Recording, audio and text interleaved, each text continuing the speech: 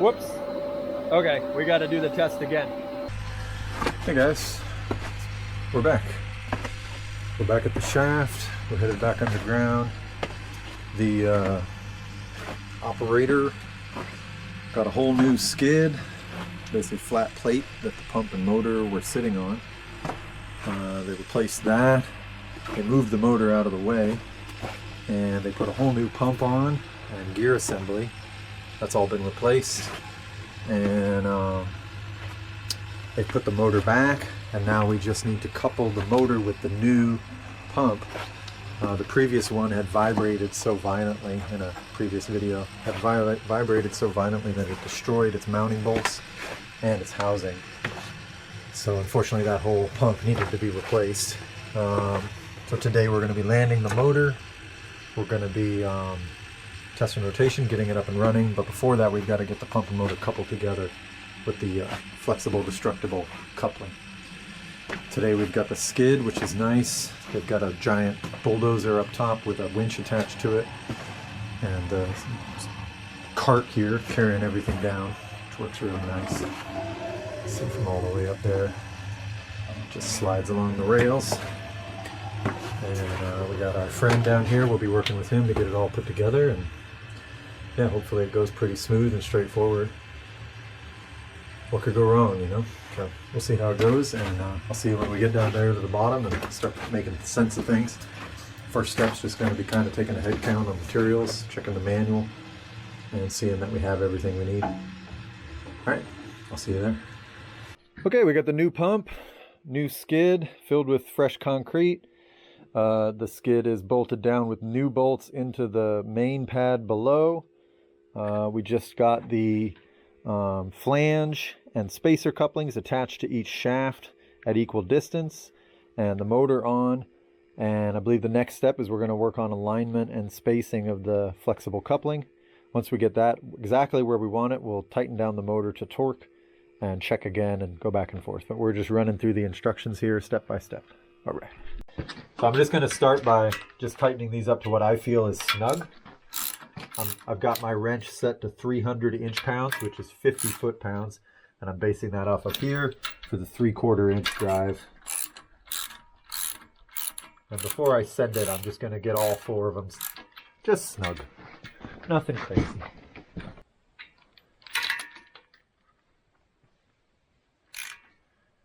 So we're not even getting to 45 foot-pounds, and it's feeling like the threads are giving.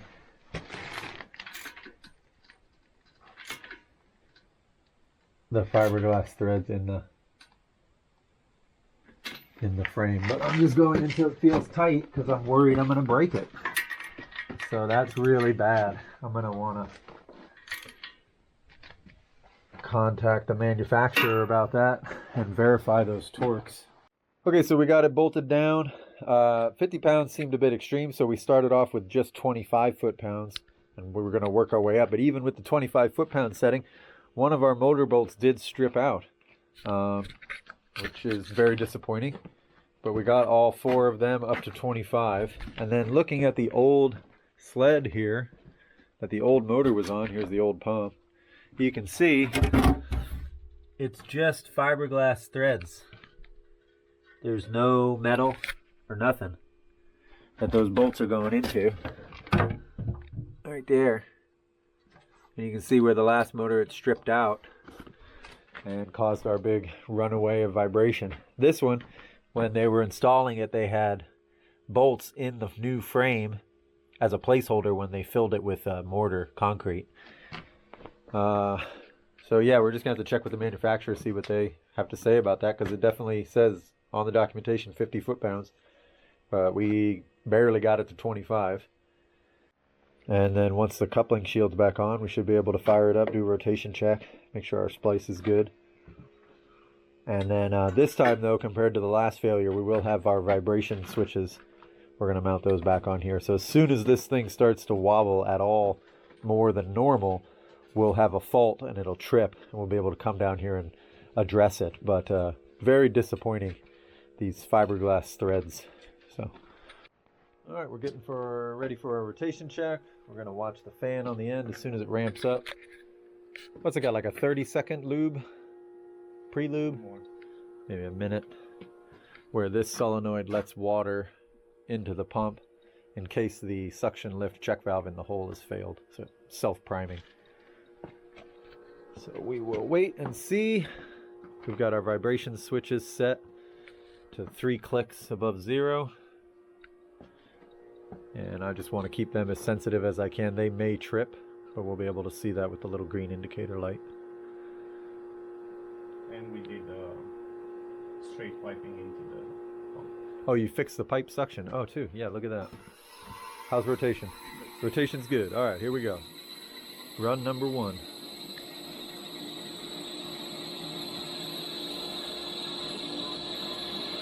That gauge is not working.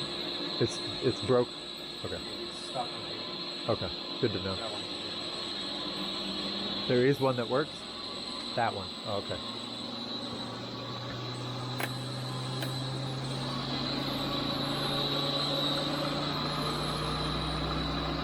Sounds better. Huh? Oh yeah. 40 hertz.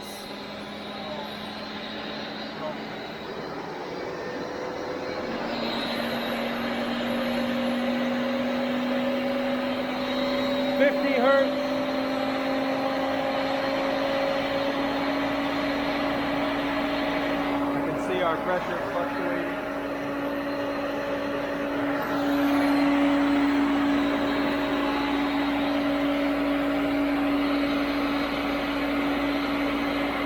Hertz, full speed.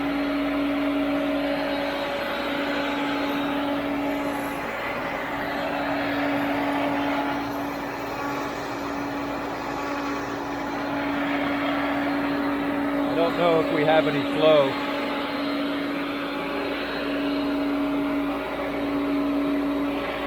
I have a flow switch here, but I don't have any indication for it other than if it shuts down right after it starts up.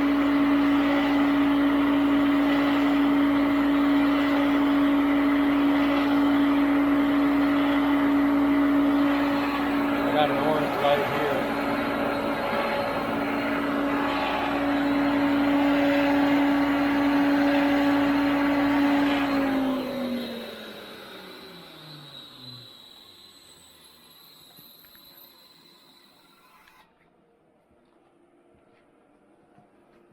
Okay, we got a fault shutdown.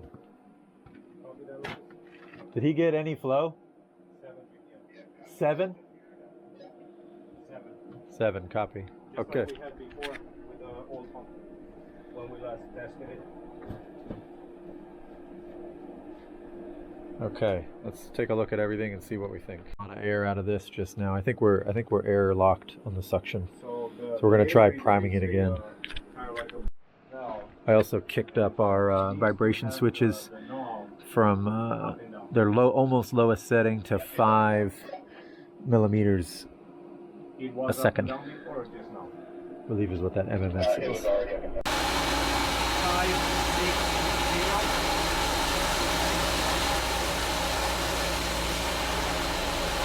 560 GPM. How much? 560. 560. Awesome. That valve might have been stuck and we just needed to get some flow. But we're good now, right? Okay. Let's check the vibration. You can go ahead, Lucas, and close that valve again. Okay, now we want to check these vibration switches. He's good. And he's good. So I like that.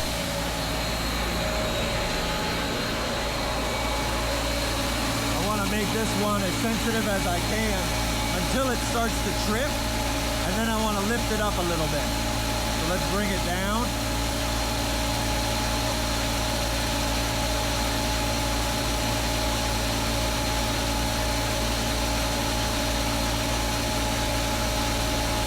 There it goes.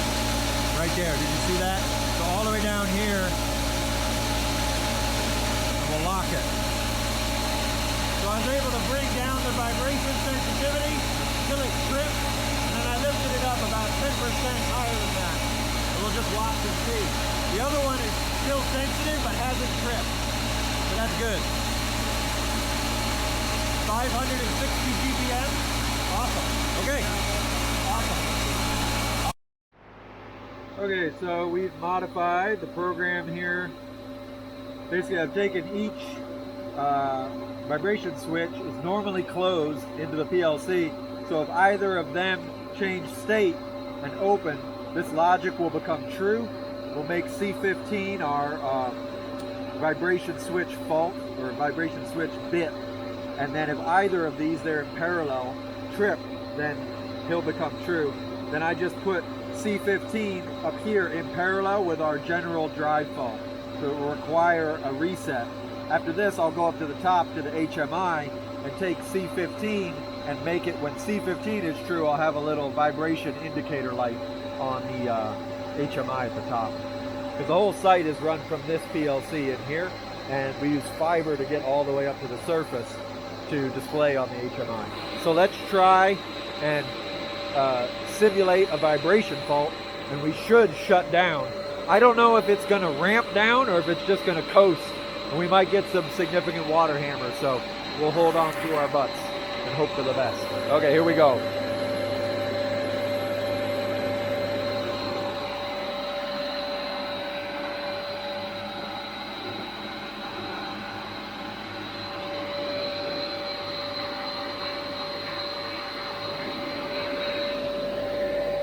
Okay, we're writing the drive fault, but the drive itself, so this is just displaying a fault. That's the wrong thing then. Okay, so I need to fix my program. Go ahead and hit the fault reset.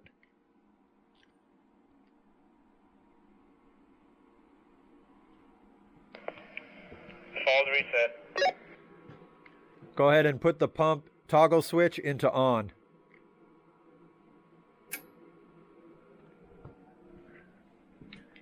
Okay, stand by. I'm going to complete the testing. Thank you. Okay, so now we're in our startup delay as normal. C16 isn't set. If either of the switches vibrate enough, it will be set. It's in a fail-safe manner. And the only rung that I could find is I just put my X16 normally... I put my X16 normally closed right here on my Modbus network read commands. So if X16 changes state, the PLC won't talk to the drive. If the drive can't talk to the PLC, it faults and shuts down. So it's kind of brute forcey. I want to come back and clean it up.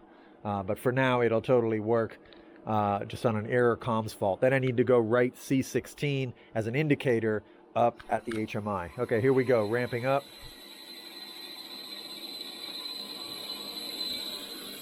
What's up? What's up?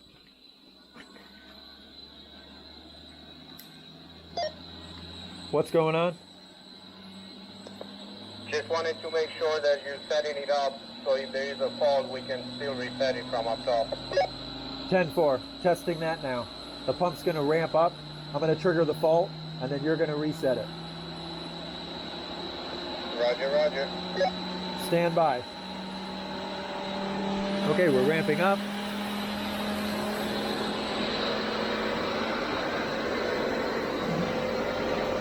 But let's say they start it up and something goes wrong and this thing starts vibrating too much. We'll turn down our vibration switch.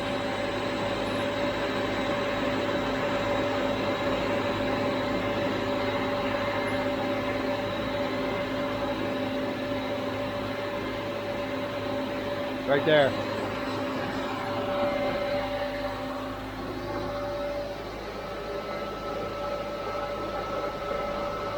Why isn't that doing it?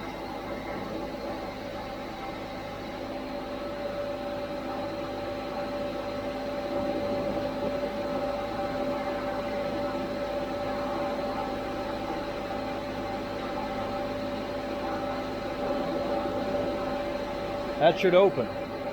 Why isn't X16? Oh, X16. Whoops. Okay, we got to do the test again. I did X16 not C16. So that's why. C16. Details, details, details. It's all about the details. So I'm going to write this and it'll go there. We'll say C16. Oops. C16. There we go. And then we're going to accept. We're going to write it and it's going to fault.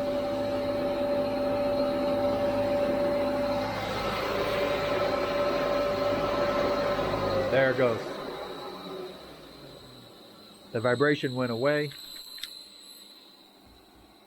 But we're going to test that one more time. And then let's save the program too, because I think I'm done editing the program now. Okay, so he's saved. All right, let's try that again. We'll turn him back up to our default set point. Come in. Go ahead, Ben. Can you hit fault reset? We're going to do one more test run. Yes, I can. I don't have a fault popped up. Hit fault reset though, and I'll fix that when I get up there. We'll have the vibration fault display. Perfect. He hit reset, the solenoid reset. Okay, I just did. 10-4, stand by. He didn't see any fault up there because the only fault that displays right now is a general drive fault. But we're going to go program the HMI to reflect that so that if it shuts down on a C16, we'll know up top that it was a vibration fault. All right.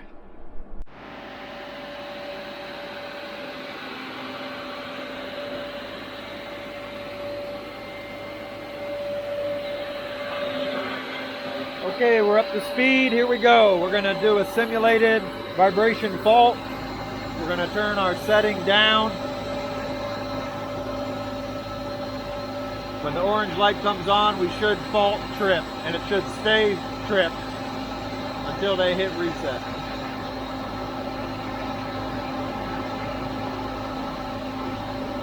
We got to go even lower.